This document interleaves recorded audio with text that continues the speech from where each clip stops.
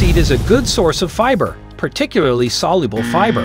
Consuming adequate fiber can help regulate bowel movements, soften stools, and alleviate constipation, which can contribute to colon pain. Flaxseed also contains omega-3 fatty acids, which have anti-inflammatory properties that may help reduce inflammation in the colon. Ground flaxseed can be added to smoothies, yogurt, or sprinkled over foods like salads or oatmeal. Ginger has long been used in traditional medicine for its anti-inflammatory properties.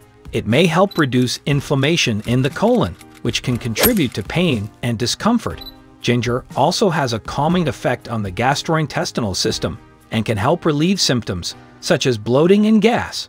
You can consume ginger powder by adding it to your meals, brewing it into a tea, or taking it in supplement form.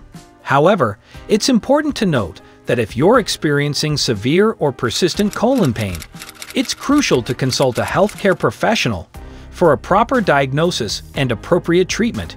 Ingredients: ginger powder, flaxseed. Drink 1 glass before bed.